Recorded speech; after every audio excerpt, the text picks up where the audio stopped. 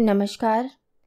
आइए सुनते हैं अंजू शर्मा की लिखी कहानी समय रेखा। 6 बजने में आधा घंटा बाकी है और अभी तक तुम तैयार नहीं हुई। पिक्चर निकल जाएगी जाने मन। मानव ने एकाएक पीछे से आकर मुझे बाहों में भरते हुए जोर से हिला दिया। बचपन से उसकी आदत थी। मैं जब जब क्षितिज को देखते हुए अपने ही ख्यालों में डूबी कहीं खो जाती, वे ऐसे ही मुझे अपनी दुनिया में लौटा लाता। उसका मुझे जाने मन कहना या बाहों में भरकर मेरा गाल चूम लेना किसी के मन में भी भ्रम उत्पन्न कर सकता था कि वो मेरा प्रेमी है। मेरी अपनी एक काल्पनिक दुनिया थी जिसमें खो जाने के लिए मैं हर पल बेताब रहती। ढलते सूरज की सुनहरी किरणों में जब पेड़ों की परछाइयां लंबी होने लगती, शाम दबे पांव उस प्रेमिका की तरह मेरी बालकनी के मनी प्लांट को सहलाने लगती, जो अपने प्रेमी की प्रतीक्षा करते हुए हर सजीव निर्जीव शय को अपनी प्रतीक्षा में शामिल करना चाहती है। ऐसी शामों के धुंधलकों में मुझे खो जाने देने से बचाने की कवायद में तमाम बचकानी हरकतें करता, वे मेरे आंचल का एक सिरा थामे हुए ठीक मेरे पीछे रहता। ऐसा नहीं था, यह उसकी अनाधिकार चेष्टा मात्र थी।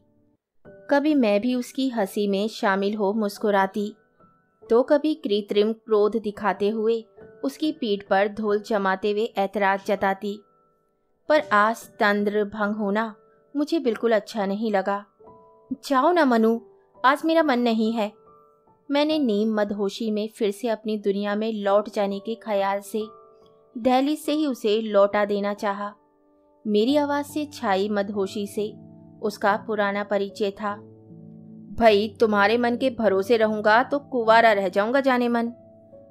उसने फिर से मुझे दहलीज के उस पार खींच लेने का प्रयास किया। शट अप मनु, जाओ अभी। मैंने लगभग झुंझलाते अपनी दुनिया का दरवाजा ठीक उसके मुंह पर बंद करने की एक और कोशिश की, और इस बार झुंझलाने में कृत्रिमता का तनिक भी अंश नहीं था।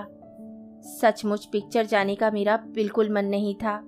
यूं भी मानव की पसंद की ये चलताऊ फिल्में मुझे रास कहाँ आती थी।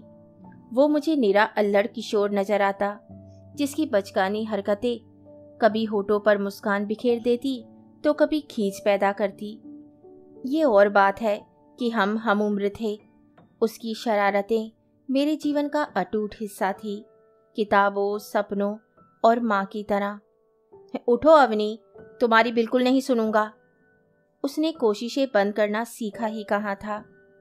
ना जाने मुझे क्या हुआ, मैंने झटके से उसकी बाँह पकड़ी और खुद को उसे दरवाजे की ओर धकेलते हुए जोर से कह दिया, जाओ मानव, सुना नहीं तुमने? नहीं जाना है मुझे कहीं, मुझे अकेला छोड़ दो। जाओ जाओ प्लीज। उसे ऐसी आशा नहीं थी। मैंने पहले कभी ऐसा किया भी तो नहीं था। मेरी लरसती आवाज की दिशा में ताकता वे चुपचाप कमरे के दरवाजे की ओर बढ़ गया। अजीब बात थी कि उसका जाना मुझे अच्छा नहीं लग रहा था। अब मेरा दिल चाह रहा था वे बाहों में भरकर छीन ले मुझे इस मदहोशी से। पर वे चला गया और मैं रफ्ता रफ्ता एक गहरी खामोशी में डूबती चली गई। कभी कभी लगता है हम दोनों एक समय रेखा पर खड़े हैं। मैं 25 पर खड़ी हूँ और अनिरुद्ध 45 पर। मैं हर कदम पर एक साल गिनते हुए अनिरुद्ध की ओर बढ़ रही हूँ और वे एक एक कदम गिनते हुए मेरी दिशा की ओर लौट रहे हैं। ठीक 10 कदमों के बाद हम दोनों साथ खड़े हैं। कहीं कोई फर्क नहीं अब, ना समय का और ना ही आयु का। इस खेल का मैं मन ही मन भरपूर आनंद लेती। काश कि असल जीवन में भी ये फर्क ऐसे ही 10 कदमों में खत्म हो जाता। पर मैं तो जाने कब से चले जा रही हूँ और ये फर्क है कि मिटता ही नहीं। कभी कभी 20 साल का ये फासला इतना लंबा प्रतीत होता है कि लगता है मेरा पूरा जन्म इस फासले को तय करने में ही बीत जाएगा। मार्था शरारत से मुस्कुराते हुए बताती है, मार्क ट्वेन ने कहा था, उम्र कोई विषय होने की बजाय दिमाग की उपज है। अगर आप इस पर ज्यादा सोचते हैं तो ये मायने भी नहीं रखती। मैं खिलखिलाकर हंस देती। हंसी के उजले फूल पूरे कमरे में बिखर जाते थे। मार्था बिना गोर्की की एक कहानी के पात्र निकोलोई पेत्रोविच की तरह जाने कहां कहां से ऐसे एक कोट ढूंढ लाती है। शायद यही वह क्षण होते हैं जब मैं खुलकर हंसती हूँ। घर में तो हमेशा एक अजीब सी चुप्पी छाई रहती है। उस चुप्पी के आवरण में मेरी उम्र जैसे कुछ और बढ़ जाती है। तब मैं और मेरी मुस्कान दोनों जैसे मुरझा से जाते हैं। 25 की उम्र में अपने ही सपनों की दुनिया में खोई रहने वाली मैं अपनी हम उम्र लड़कियों से कुछ ज़्यादा ही बड़ी हूँ और 45 की उम्र में अनुरुद्ध कुछ ज़्यादा ही एनर्जेटिक है। अपनी किताबों पर बात करते हुए वे अक्सर उम्र के उस पायदान पर आकर खड़े हो जाते हैं जब वे मुझे बेहद करीब लगते हैं। उनकी आंखों की चमक और उत्साह की रोशनी में ये फासला मालूम नहीं कहाँ खो जाता है। मुझे लगता है जब वो मेरे साथ होते हैं तब हम होते हैं। उम्र के उन सालों का अंतर तो मुझे लोगों के चेहरों, विद्रूप मुस्कानों और माँ की चिंताओं में ही नजर आता है। उफ, मैं चाहती हूँ ये चेहरे ओझल हो जाएं। मेरी नज़र घुमाकर इनकी जद से दूर निकल जाना चाहती हूँ। पर माँ, बचपन में माँ ने किताबों से दोस्ती करा दी थी। माँ की पीएचडी और मेरा प्राइमरी स्कूल किताबों का साथ हम दोनों को घेर लेता। माँ अपने स्कूल से लौटते ही मुझे खाना खिलाकर अपना काम निपटा शाम को किताबों में खो जाती और मुझे भी कोई कहानियों की किताब थमा देती। किताबों ने ही अनिरुद्ध से मिलाया था। लाइब्रेरी के कोने में अक्सर वे किताबें लिए बैठे मिलते। एक संदर्भ पर दुनिया जहान की किताबें निकाल निकाल थमा देते। मेरे शोध में मुझे जो मदद चाहिए थी वह उनसे मिली। फिर पता ही नहीं चला कब वे मेरी दुनिया में प्रवेश पा गई। जहाँ मैं थी, सपने थे, किताबें थी, अब अनिरुद्ध थे। उनसे जुड़ी तमाम फैंटेसी भी थी। वो लाइब्रेरी में मुझे किसी पन्ने को थामे कुछ समझा रहे होते और मैं उनके कंधे पर सर रखे एक पहाड़ी सड़क पर धीमे धीमे चल रही होती। अब मैं सोते जागते हर पल अनिरुद्ध के साथ रहने को मजबूर थी। मेरे कल्पना लोक का विस्तार मेरी नींदों के क्षेत्र में भी अतिक्रमण कर चुका था। मार्था के पास इससे संबंधित कोट भी हैं। वे गंभीर मुद्रा में दीवार ताकते हुए कहती हैं, फ्रायड के अनुसार स्वप्न हमारी इच्छाओं को सामान्य रूप से अथवा प्रतीक रूप से व्यक्त करता है, जिसकी तृप्ति जागृत अवस्था में नहीं होती। वह कहती है, स्वप्न हमारी इच्छा का ही सृजन होते हैं और गहन इच्छाओं का परिणाम।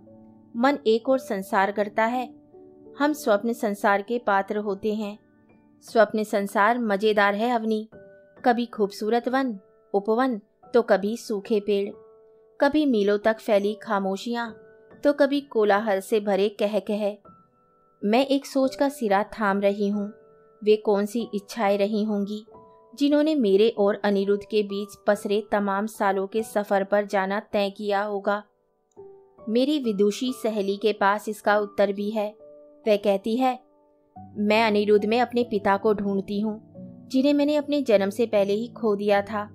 माँ ने अकेले माँ से पिता बनते हुए पिता की गंभीरता, उनकी कठोरता को ओढ़ लेना चाहा, जिसकी कोशिश में उनके हाथों से कब वात्सल्य की कोमलता फिसलती गई ये वे भी ना जान सकी। वे ना पूरी माँ बन पाई और ना ही पिता। उनके भीतर सदा एक द्वंद्व चलता रहता। उनके भीतर की माँ कभी पिता पर हावी हो जाती और कभी पिता माँ पर। इन दोनों में संतुलन बिठाने की कोशिश में निढाल हुई माँ को किताबों में निजात मिलती। रबिश, तुम कुछ भी बोलती हो मार्था। नहीं अवनी, ये सच है। अनिरुद्ध सर का साथ और स्नेह तुम्हारे अधूरेपन को पूरा करता है। तुम्हारे अवचेतन में कहीं ना कहीं पिता की कमी रही, जो तुम्हें उनके साथ में निहित दिखती है। इस मई दिसंबर रोमांस में यही सबसे बड़ी रीजनिंग है अवनी।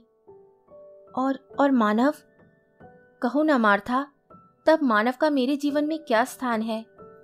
वे तुम्हारे भीतर की स्त्री को संतुष्ट करता है, जिसे स्नेह नहीं प्रेम चाहिए। देह की अपनी भाषाएं हैं अवनी, और अपनी इच्छाएं। राग, रंग, स्पर्श, छुअन, चुंबन, मनुहार और भी बहुत कुछ। उफ, बस करो मार्था, तुम्हारा फ्राइड मुझे जरा भी नहीं भाता। मार्था जा रही है और मैं लौट रही हूँ। इस बार राग, रंग, स्पर्श, छुअन, चुंबन, मनुहार की दुनिया में। बालकनी में ठंडी हवा के झोंके में सिमटते हुए याद आया 2 दिन से ना तो मानव आया था और ना ही उसका फ़ोन। उस शाम मुझे एक फालतू की बचकानी पिक्चर देखनी पड़ी, बड़े से मैदान में 50 बैकग्राउंड डांसर्स के साथ। पीटी करते मानव के नायक नायिका जाने किस दुनिया के बाशिंदे थे। उसके पास बारिश में भीगती नायिका थी, 20 गुंडों से डिशुम डिशुम करता नायक था, फुहड़ कॉमेडी वाले सीन थे, और मेरे पास था उसका स्पर्श। कल लाइब्रेरी जाकर मैं भी मार्था के फ्रायड को एक बार पढ़ने का सोच रही थी, पर बिना मार्था को बताए। कॉफ़ी टेबल के दूसरी ओर बैठे अनिरुद्ध आज बहुत दूर नजर आ रहे थे। उन्हें 15 दिन के लिए विदेश जाना था। अपनी इस यात्रा को लेकर वे बहुत उत्साहित थे। विदेश में उनकी किताब के विदेशी अनुवाद से संबंधित था यह कार्यक्रम। किताबों के अतिरिक्त बहुत कम बोलने वाले अनिरुद्ध आज धारा प्रवाह बात कर रहे थे। उनकी किताब, उनका उत्साह, उनकी योजनाएं, विदेशी प्रशंसक, उनके आयोजक और मैं कहाँ हूँ अनिरुद्ध? अजीब सा मन था मेरा आज उस दिन। अनिरुद्ध के दूर जाने की कल्पना बेचैन किए हुए थी। मार्था के शब्द जैसे मेरे चारों ओर एक कोलाज बना रहे थे। राग, रंग, स्पर्श, छुअन, चुंबन, मनुहार और भी बहुत कुछ। तह की भाषा सुनने की कोशिश में मैंने अनायास ही उनका हाथ थामना चाहा। उन्होंने चारों ओर देखते हुए एकाएक उसे झटक दिया। बिहेव अवनी, क्या हुआ तुम्हें? बच्ची मत बनो। इससे पहले ऐसा कभी नहीं हुआ। यह पहला अवसर था जब मैं भूल गई थी कि हम शहर के एक व्यस्तम रेस्टोरेंट में बैठे हैं। मैं सदा दह की भाषा भूलती आई थी। मार्था कहती है दह की अपनी भाषा है और अपनी इच्छाएं। अनिरुद्ध ने तो दुनिया जहान की किताबें पढ़ी हैं, क्या उन्हें दह की भाषा पढ़नी नहीं आती? उन्होंने कितने शब्दों को आकार दिया, पर कुछ शब्द अभी भी उनसे छूट गए और मैं उन्हीं शब्दों को पैरहन बनाकर ओढ़ लेना चाहती हूँ। मुझे याद है अभी तक वह शाम, कितने करीब थे हम, इतना करीब कि उनके कंधे पर सर रखे मैं उनकी दह के स्पंदन को अपनी दह में स्थानांतरित होता महसूस कर पा रही थी। वे मेरी ओर मुड़े, उनकी आंखों में हल्की सी नमी थी। पता नहीं क्यों उन जर्द आंखों में मुझे राग, रंग, स्पर्श, छुअन, चुंबन, मनुहार और भी बहुत कुछ दिखने लगा था। उनका चेहरा मेरे चेहरे के सामने था। मैंने हौले से अपनी आंखें बंद कर ली। मेरी सांसें मानो थम सी गई थीं। उनकी सांसों की थिरकन से मैंने जाना। मेरे करीब आते हुए वे झुके। कांपते हाथों से उन्होंने मेरे चेहरे को थामना चाहा, पर फिर रुक गए। मेरे माथे पर एक हल्का सा स्पर्श हुआ और मेरी आंखें खुलने से पहले ही वे मेरे कमरे से बाहर चले गए। कल अनिरुद्ध की फ्लाइट थी। उनके जाने के बाद मैं कब से बालकनी में बैठी उनके ही बारे में सोच रही हूँ। जहाँ एक और अनिरुद्ध की मैच्योरिटी, उनकी गंभीरता, उनका संतुलित व्यवहार मुझे खींचा करता है, जिसे मैं अपने आसपास के लोगों में देखने को तरस जाती हूँ। वहीं अनिरुद्ध को कभी कभी मुझ में बचकानापन नजर आता है। नज़र घुमाती हूँ तो वहीं कुछ दूर मानव है। उसकी हरकतें, उसका अतिरिक्त उत्साह, चीज़ों और बातों को गंभीरता से ना लेने की उसकी आदतें बचकानी लगती हैं। उसके लिए जीवन सेलिब्रेशन है, मस्ती है, नशा है, जिसे वह मेरा हाथ थामकर जी भर जी लेना चाहता है। वह मुझे ज़रूरत से ज़्यादा गंभीर पाता है, बिल्कुल अलग और काफ़ी हद तक बोरिंग। तब वह क्या है जो मुझे अनिरुद्ध से और मानव को मुझसे बांधे रखता है? अपनी स्थिति को मैं समझ नहीं पा रही हूँ।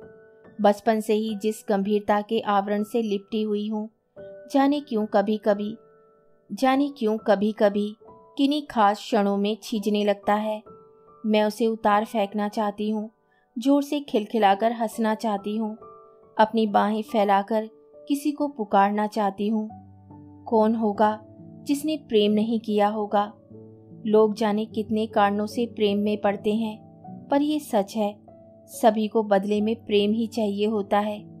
उतना ही प्रेम, वैसा ही प्रेम, बाकी कुछ भी महत्वपूर्ण नहीं, कुछ भी तो नहीं। आज मैं फिर समय रेखा पर हूँ। पता नहीं क्यों इस बार समय रेखा पर हम तीनों थे। 25 पर मानव, उससे 10 कदम दूर 35 पर मैं, और मुझसे 10 कदम दूर 45 पर अनिरुद्ध खड़े थे। मुझे 10 कदम बढ़ाने थे, पर किस दिशा में? मुझे मानव की ओर लौटना था या अनिरुद्ध की ओर बढ़ना था? देह की भाषा सुननी थी या मन की आवाज़? वहीं कुछ दूर माँ खड़ी है, ठीक मेरे कदमों पर नज़र गड़ाए। मेरे कदम डगमगा रहे हैं। मैं गिरना नहीं चाहती। ओह, मुझे थाम लो माँ, मुझे थाम लो। मानव के जन्मदिन पर इस बार मैंने कुछ किताबें दी हैं। वह रैपर खोलता हुआ हैरानी से मेरी ओर देख रहा है। उसे उस पैकेट में मनपसंद ब्रांड की शर्ट, ब्रूट, उसका फेवरेट परफ्यूम, उसकी तस्वीर से सजा कॉफ़ी मग, पसंद का म्यूज़िक एल्बम या ऐसा ही कुछ पाने की उम्मीद रही होगी। मैंने उदासी से किताबें उसके हाथ से लेकर टेबल पर रख दी। क्या हुआ है मुझे? कभी मन चाहता है मानव मेरे साथ लाइब्रेरी वक्त बिताए, या हम दोनों बालकनी में बैठकर खामोश सिम्फनी सुने। और मैं कभी चाहती हूँ अनिरुद्ध पीछे से आकर अचानक मुझे बाहों में भींचते हुए जाने मन कहे और मेरा गाल चूम ले। कल अनिरुद्ध की मेल आई थी। वे अब जर्मनी से लंदन चले गए हैं। बालकनी में तेज बर्फीली हवाएं चल रही हैं। मनी प्लांट अब कांप रहे हैं। मैं गोवा गई मार्था से पूछना चाहती हूँ। पूछो अपने फ्राइड से, स्वप्न नहीं, सपनों की दुनिया के मुहाने पर खड़े इंसान के लिए कौन सा रास्ता बचा है? तुम्हारे फ्रायड का लिविडो अधूरा है मार्था। उन सपनों का क्या जो पूरे होने के लिए बने हैं? यही मन आज आकांक्षा, इच्छा की सीमा के पार जाकर भविष्य के भी दृश्य देखना चाहता है। उनमें अपनी इच्छाओं की स्थापना देखना चाहता है, स्वप्नों की परिणति चाहता है। तुमने ही तो कहा था मन तो काल के भीतर है ना। वह काल के तीनों आयामों में आवाजाही करता है। भूत में जाता है तो स्मृति, और भविष्य में जाता है तो आकांक्षा। मैं स्मृतियों को जीते हुए ऊबने लगी हूँ मार्था। अब स्मृतियों को नहीं, सपनों को नहीं, अपनी आकांक्षाओं को जीना चाहती हूँ, भरपूर जीना चाहती हूँ। मेरे पास स्मृतियाँ ही स्मृतियाँ हैं और आकांक्षाओं के सिरे छूटने लगे हैं। अपने आज के इस आधे अधूरे सच को लेकर मैं किसके पास जाऊं? मार्था के भेजे कुछ रोते हुए उदास स्माइली मेरे मोबाइल की स्क्रीन पर चमककर मुझे मुंह चिढ़ा रहे हैं। मेरी द्विधा का उत्तर शायद उसके पास भी नहीं। रात पता नहीं कब कल आंखें बंद हो गई। सुबह माथे पर गीले से ठंडे से स्पर्श से आंख खुली तो पाया मेरा सिर बुखार से तप रहा है। मानव मेरे सिर पर गीली पट्टी रख रहा है और माँ नाश्ते की ट्रे और दवा लिए खड़ी है। मैं समझ गई थी माँ ने ही मानव को कॉल किया होगा और कुछ मिनटों में ही ऑफिस की बजाय यहाँ होगा। अब माँ आश्वस्त है। मानव के इशारे पर मुझे उसकी देखरेख में छोड़कर वे स्कूल जा रही है। उनके साथ ही मैं मानव के भीतर के उस बच्चे को भी जाता देख रही हूँ। उसके हाथ से नाश्ता खाते हुए मैं एक बार भी उसके चेहरे से नजरें नहीं हटा रही। थर्मामीटर ट्रे में रखकर मानव ने मुझे दवा दी, नैपकिन से मुंह साफ किया और हाथ के सहारे से बिस्तर पर लिटा दिया है और होले से मेरे बालों में उंगलियां फिरा रहा है। अब ये जो मेरे हाथ में है ये मानव का हाथ नहीं है, स्मृतियां नहीं, सपने भी नहीं, मेरी आकांक्षाओं के सिरे हैं। मैंने उन्हें कसकर थाम लिया है। आज समय रेखा पर मेरे पांव डगमगा नहीं रहे हैं। मैं आंखें बंद कर 10 कदम गिन रही हूँ और जानती हूँ वे किस दिशा में होंगे। कहानी सुनने के लिए धन्यवाद। तो इसी के साथ मैं आपसे विदा लेती हूँ और कल फिर मिलती हूँ एक नई कहानी के साथ।